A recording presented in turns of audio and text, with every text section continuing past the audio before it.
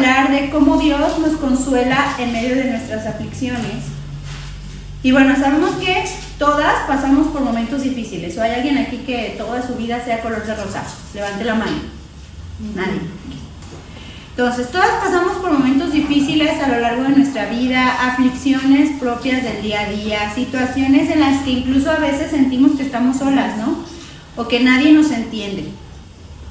Y hoy en día se espera tanto de las mujeres que a veces la carga por cumplir con las expectativas del mundo se hace muy pesada, especialmente como cristianas, ¿no? Este Proverbios 31 de la mujer virtuosa que nos pone la soga en el cuello, porque pensamos que tenemos que ser todos los versículos y es imposible cumplir realmente con todas esas expectativas, ya seríamos perfectas. Entonces, lo único que en realidad es importante es lo que piensa Dios de ti y de mí como mujeres, nuestro Creador. Eso es lo verdaderamente importante. No vamos a poder complacer a todo el mundo. Además, cada quien espera diferentes cosas de nosotros, ¿no? Nuestros esposos esperan una cosa, nuestros hijos esperan otra cosa, en el trabajo esperan otra cosa, la sociedad espera otra cosa, en la iglesia esperan otra cosa. Todo el mundo tiene una expectativa de cómo debemos de ser, cómo debemos de actuar, cómo debemos de responder. Y no debemos de caer en este juego, sino enfocarnos en lo que dice Dios, de quiénes somos y lo importante que somos para Él. Y eso lo encontramos en la palabra de Dios, que por cierto habla de las mujeres con un gran respeto por su persona y por su labor, ¿sí? Entonces, la importancia de la mujer para Dios es un primer punto que voy a tocar. La importancia de la mujer para Dios. Y voy a mencionar rápidamente algunos ejemplos porque realmente eso no es el tema principal, sino lo que les dije del consuelo. Solo quiero hacer un contexto de que en la palabra de Dios se mencionan a las mujeres de forma especial. A pesar de que la cultura israelita tenía una estructura familiar muy patriarcal, ¿verdad? Muy de clan, siempre dándole al hombre ese lugar y siempre el primogénito, y si era hombre mejor. Entonces sí había una estructura en esa línea. Pero a pesar de esto, la Biblia muestra lo importante que son las mujeres para Dios y les da un lugar prominente en su carácter, en su liderazgo y en su servicio. Y vemos varios ejemplos. Por ejemplo, el ejemplo de Miriam, también llamada María, que es la hermana de Moisés. Ella fue llamada profetisa cuando cantó para Dios por la victoria, cuando los israelitas escaparon del faraón, ¿no? Dios hablaba a veces también a través de ella. Y más adelante se hace referencia a ella como una líder, incluso a la par de Moisés y Aarón.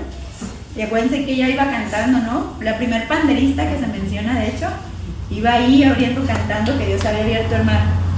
Débora también es llamada una profetisa y juez de Israel. Cuando Israel estaba muy oprimido, ella convenció a los hombres de Israel a que lucharan por su libertad. Y el general israelita dijo que lucharía solo si ella los guiaba. Imagínense ya ahí el papel tan importante que Débora tenía. Débora dio la orden del ataque y la victoria fue lograda. Entonces es muy claro que Débora fue una mujer escogida para gobernar y para liderar a su pueblo. Tenemos un ejemplo más. Este nombre no suele ser muy mencionado. Se llama Hulda. ¿Alguien sabe quién es Hulda? ¿Sí? ¿No? Ok. Cuando el sumo sacerdote del templo de Jerusalén le dijo a Josías que había descubierto el libro de la ley de Dios, el rey mandó a sus ayudantes, a sus emisarios, para averiguar cuál era el mensaje que Dios tenía para él. Entonces ellos buscaron a Hulda. Ella era una mujer conocida por su consagración a Dios y por su habilidad para hablar de parte de Dios, y le dijo a Josías en forma clara y específica el mensaje de Dios. ¿Sí sabían de ella o no? No es tan conocida, ¿verdad? En las palabras de una gran predicadora, Mary Evans, las mujeres de la Biblia tenían un rol importante que desempeñar, no solo como madres y en el hogar, sino como personas independientes, y no estaban excluidas del liderazgo. Entonces, el punto 2 es la importancia de la mujer en el ministerio de Jesús.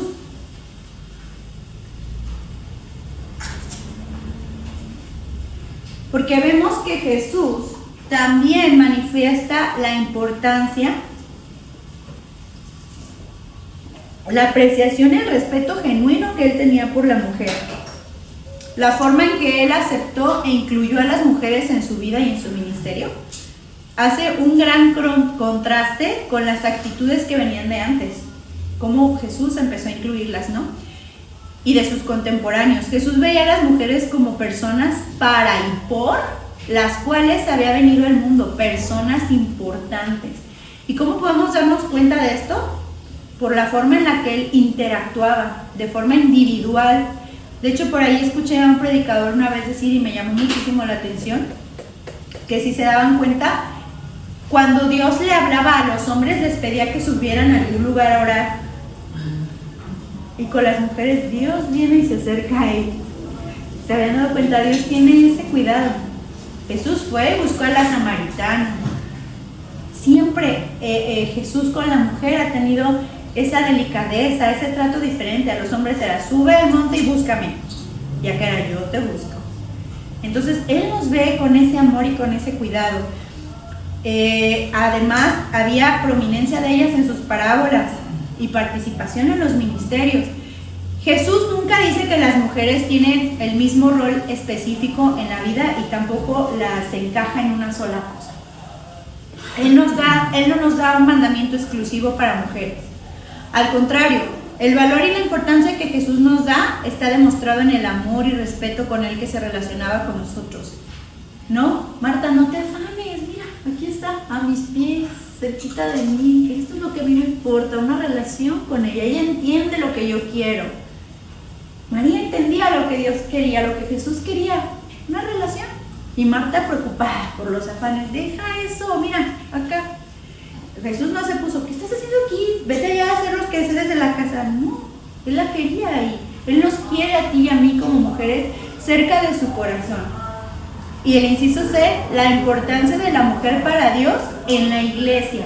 Porque no es lo mismo decir el ministerio, porque el ministerio abarca muchísimas cosas, que era el B. El ministerio puede ser tu hogar, puede ser en tu trabajo, puede ser con tus amigos, puede ser con tu familia y también parte en la iglesia. Pero específicamente todas tenemos un llamado diferente. Ahí donde tú trabajas es donde Dios quiere usarte. Vamos a esperar que pase el pan. Panadería, ok, ahí donde tú trabajas, ahí es tu ministerio. Si eres ama de casa, ese es tu ministerio donde Dios te ha puesto y ahí es donde tienes que darle la gloria a Dios con lo que haces. Si eres enfermera, en el hospital es donde tienes que darle gloria a Dios con lo que haces, atendiendo a los pacientes con amor, siendo una persona correcta y honrada. Si eres maestra, tratando a los niños con amor. Si eres abogado, siendo derecho. Donde tú estás es tu ministerio para darle gloria a Dios como mujer, ¿sí?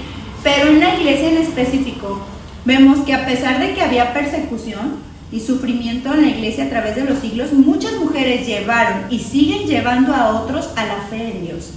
Existen muchos testimonios muy fuertes de mujeres que han mostrado el amor de Dios. Yo recuerdo uno muy específico de una pareja de misioneros, algunos ya conocen esta historia, otros no, lo voy a repetir, que fueron a una región muy lejana donde no había tanta socialización y ahí había tribus, pero eran tribus caníbales.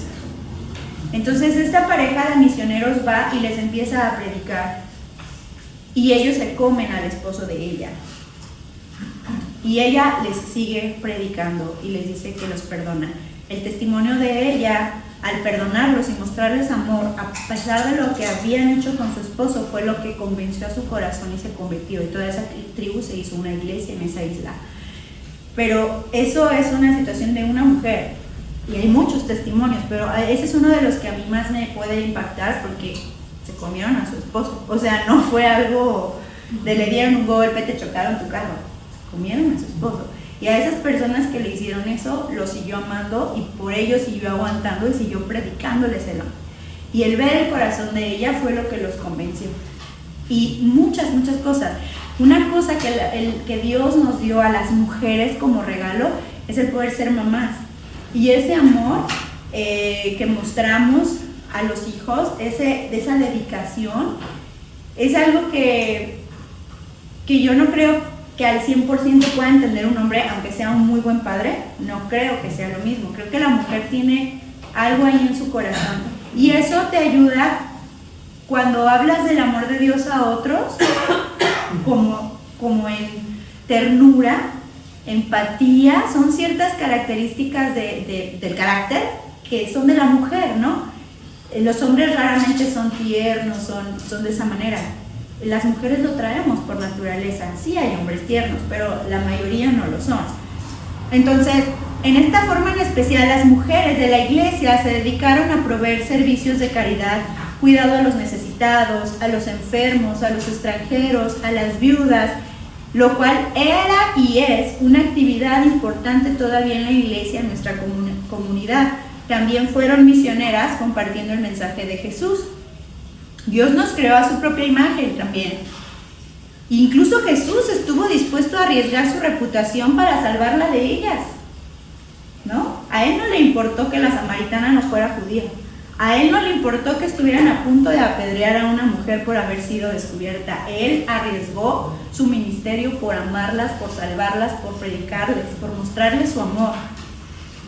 Esa es una muestra de cuánto le importamos a él. Liberó a las que estaban endemoniadas, enfermas, aquella mujer del flujo de sangre, y la sacó de su oscuridad espiritual. Tomó a aquellas mujeres que estaban temerosas, olvidadas, y las transformó en mujeres determinadas que eran olvidadas y hoy son recordadas para siempre, por los siglos de los siglos. Esas mujeres que se sentían tan solas, sabemos quiénes son.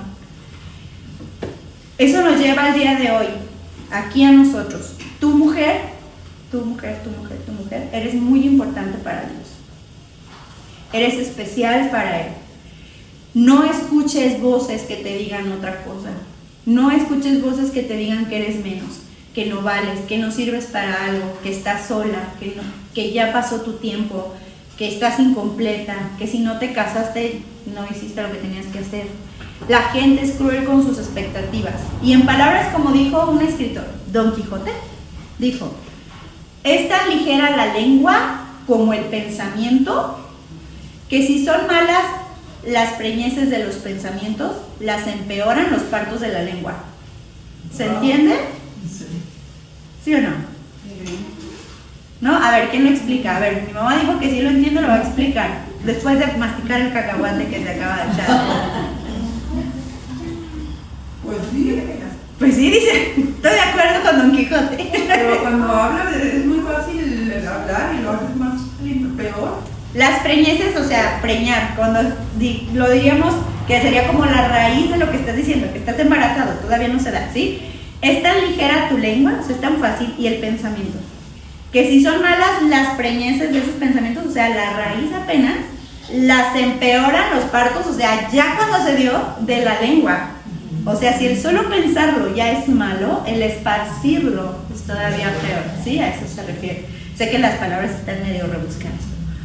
Entonces, en vez de poner atención a las miles de voces que nos gritan allá afuera con mentiras, quiénes somos o debemos ser y qué valor tenemos o no tenemos, escuchemos la voz de Dios, que nos importa lo que opina y espera de nosotros.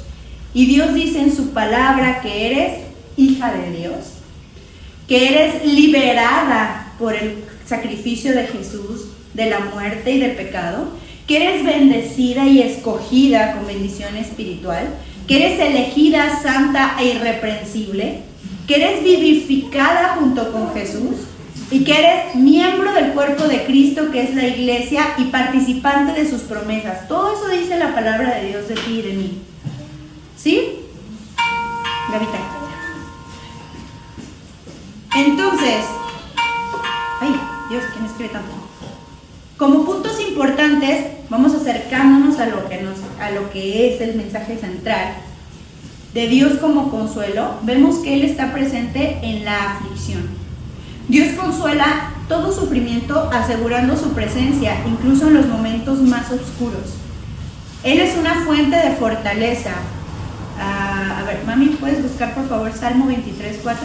Es una fuente de fortaleza, su palabra y su Espíritu Santo, que es el que, ¿cómo le decía el Espíritu Santo a Jesús?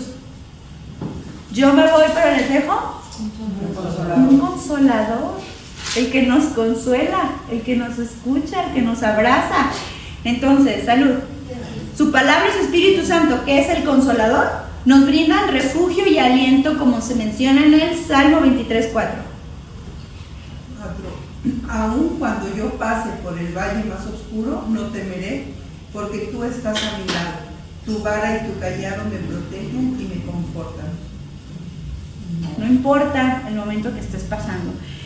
El propósito del consuelo, el alivio de Dios tiene el propósito de que las personas sean capaces de fortalecer a otros que sufren. Cuando tú y yo sufrimos por una situación y Dios nos consuela, después tenemos la oportunidad de consolar a alguien más que pase una situación similar. Somos pues para bendición. Y un refugio incondicional, Dios es descrito como un Padre misericordioso, lo que implica que sus misericordias son continuas y nuevas cada mañana. Y voy a ir al texto base, que es el central de todo el tema, que dijimos que es 2 Corintios 1, del 3 al 7. Segunda de Corintios 1, del 3 al 7. Yo lo voy a leer en la versión Nueva Traducción Viviente, que se me hace muy clara. Y dice: toda la alabanza sea para Dios, el Padre de nuestro Señor Jesucristo. Dios es nuestro Padre, misericordioso y fuente de todo consuelo. Él nos consuela en todas nuestras dificultades para que nosotros podamos consolar a otros. Cuando otros pasen por dificultades, podremos ofrecerles el mismo consuelo que Dios nos ha dado a nosotros. Pues cuanto más sufrimos por Cristo, tanto más Dios nos colmará de su consuelo por medio de Cristo. Aun cuando estamos abrumados por dificultades, es para el consuelo y la salvación de ustedes. Pues cuando nosotros somos consolados, los consolaremos a ustedes. Entonces podrán soportar con paciencia los mismos sufrimientos que nosotros.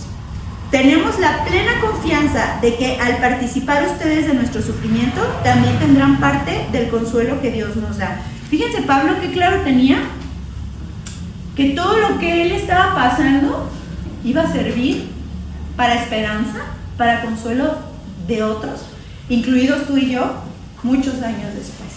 Y recordemos que ¿dónde escribió Pablo la mayoría de las cartas? En la cárcel. Y ahí escribía: alégrense, gócense. Él estaba en la cárcel, en medio de una aflicción, pero estaba consolado por esa esperanza venidera, por saber por quién estaba sufriendo.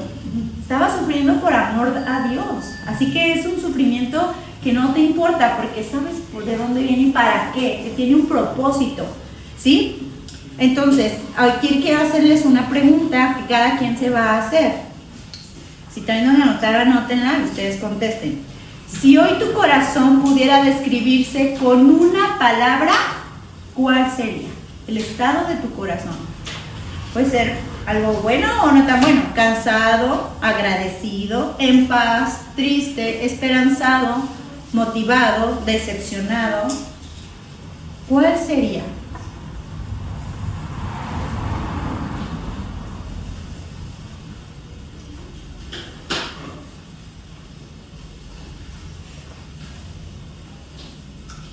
Anota tú ahí esa palabra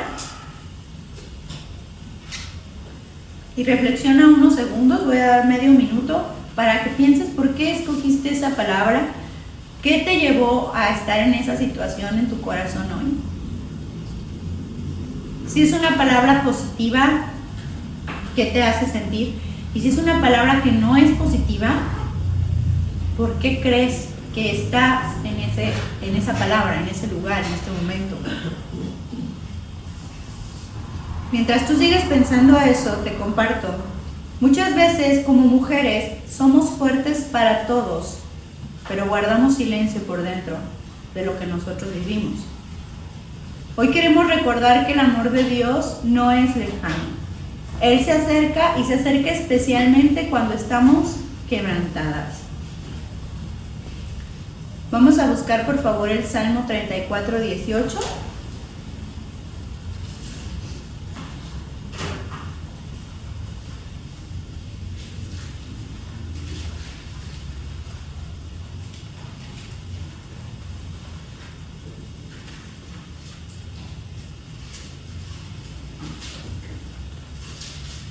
Mamá Coco, ¿lo puedes leer por favor?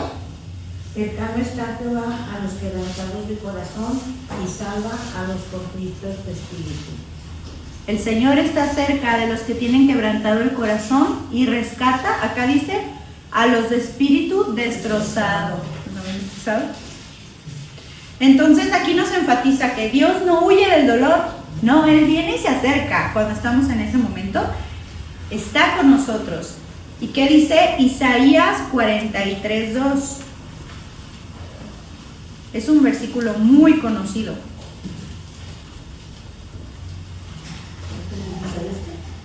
43:2. ¿Ya lo tienes, Kiss? Sí. ¿Lo lees? Aunque tengas graves problemas, yo siempre estaré contigo. Cruzarás ríos y no te ahogarás, caminarás en el fuego y no te quemarás. Es la traducción de la Nueva Actual. Ajá. Cuando pases por aguas profundas estaré contigo, por ríos de dificultad no te ahogarás y por el fuego de la opresión no te quemarás ni las llamas te consumirán. Imagínense esa metáfora que Dios está usando tan grande de aunque estés caminando por el fuego no te va a pasar nada. Y quizás literal, ¿no? Que nos platique Daniel, si no fue literal, que se puso a danzar en el fuego con el Señor Jesús de ahí y no le pasó nada. Entonces, Él está al lado de nosotros aún en esos momentos. Y fíjense, ese momento de Daniel se me vino ahorita. La seguridad que él tenía de que Dios iba a estar con él, aunque lo aventaran al horno de fuego. Y aún así dijo, y si no, de todos modos, no voy a hacer lo que no debo hacer y voy a hacer lo que tengo que hacer y voy a orar. Y dice, ¿verdad? Que entonces ahí se vio que junto a ellos estaba danzando una cuarta figura, un cuarto hombre, era Jesús ahí con ellos. Y en el foso de los leones, igual. Esa seguridad que Daniel tenía de que Dios lo iba a librar de lo que fuera, imagínense. Hay otro testimonio que tiene que ver con leones. Este es de una familia cristiana, también misioneros en otro lugar. En un coliseo, me parece, hace muchos siglos, pero en estos lugares que se usaba que te soltaran y te dejaran a los leones que se metieran a comerte, ¿sí? Entonces igual estaban contra el cristianismo y esta familia estaba predicando. Y llevaban una pequeñita niña de 4 o 5 años que estaba muy enseñada ya en la palabra y querían que negara el nombre de Dios, que dijera que no creía en Jesús y que no creía en Dios. Y la niña, ¿crees en Jesús? Sí. ¿Te vas a morir? ¿Crees en Jesús? Sí. Agarra a los papás. Y pusieron a los papás ahí con los leones. ¿Crees en Jesús? Sí.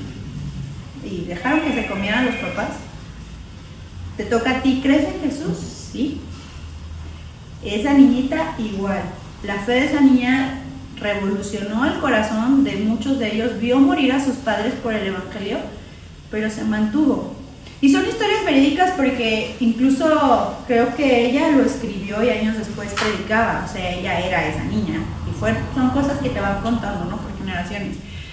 Pero al final, cuando tú estás firme en Dios, no importa ni la edad, tu convicción de que no importa, que no lo vas a negar, ¿no? Por ahí hay una película también de una joven americana que se llama Rachel, también habla de eso, de no haber negado en el último momento a Jesús. Entonces, Dios nos ama de forma personal. Romanos 8, 38 y 39 nos explican forma y en palabras sencillas. Romanos 8, 38 y 39 dice: estoy convencido de que nada podrá jamás separarnos del amor de Dios, ni la muerte, ni la vida, ni los ángeles, ni los demonios, ni nuestros temores de hoy, ni nuestras preocupaciones de mañana, ni siquiera los poderes del infierno pueden separarnos del amor de Dios. Ningún poder en las alturas ni en las profundidades, de hecho, nada en toda la creación podrá jamás separarnos del amor de Dios que está revelado en Cristo Jesús, Señor nuestro. Híjole, esto podría concluirse en que el amor de Dios no depende de nuestro estado de ánimo. Él no es cambiante. Si tú lo sientes o no lo sientes, si crees o no crees, el amor de Dios está ahí y es el mismo. No se va si fallamos. Su amor es infinito, inagotable y no se apaga en el periodo de prueba. Está ahí amándonos. Otra pregunta personal para ti, para que anotes y contestes ahí. ¿Qué situaciones suelen hacerme dudar del amor de Dios?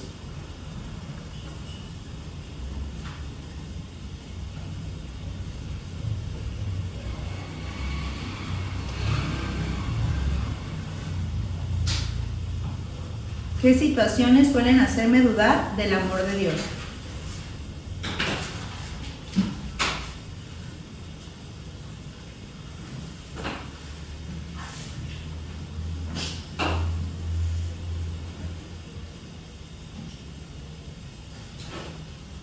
¿Ya lo tienen? Ok. En el punto anterior, perdón, en el de Romanos 8:38, hay un puntito ahí que es: Dios nos ama de forma personal.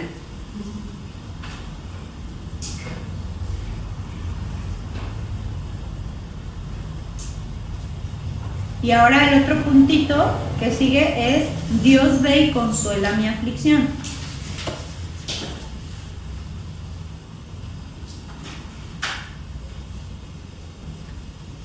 El puntito anterior está basado en el Romanos 8:38 que leímos, y este puntito 2 de Dios ve y consuela mi aflicción está basado en nuestro texto base, 2 de Corintios 1, pero versículos 3 y 4 nada más.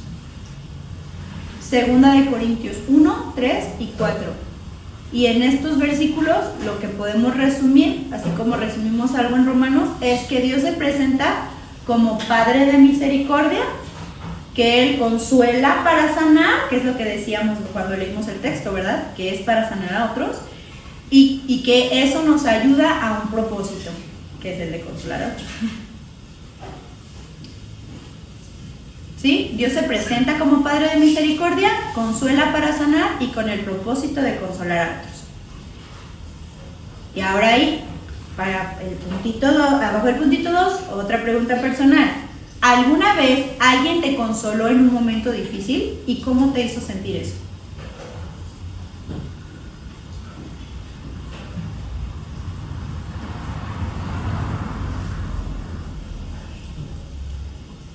¿Alguna vez alguien te consoló en un momento difícil? ¿Cómo te hizo sentir eso? Ya estoy terminando, ¿eh?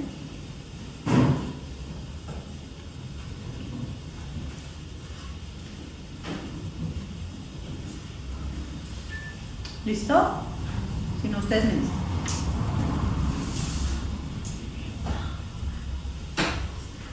El punto número 3 es, bueno, el puntito ahí es: Dios camina con nosotros, con nosotras.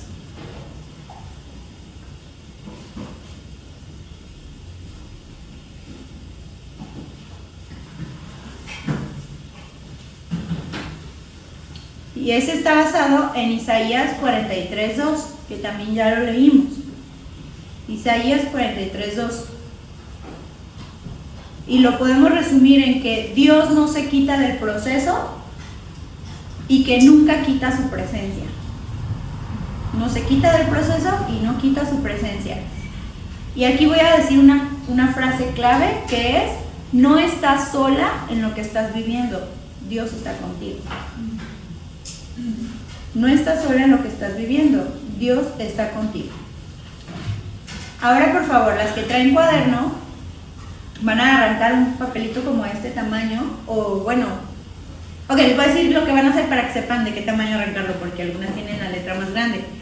Van a escribir en ese papel una carga, un temor o una aflicción, algo que traigan ustedes en su corazón, carga, temor o aflicción. Es para ustedes, no lo van a leer en voz alta. Luego lo van a doblar, lo van a hacer chiquito. Y Gaby, aquel topercito, por favor.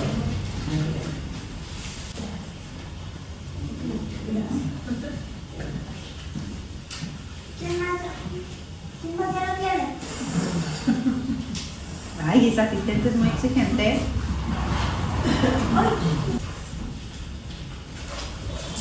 Los que ya pusieron su papelito, vamos buscando 1 de Pedro 5:7. Dice: pongan todas, ¿cuántas? Todas.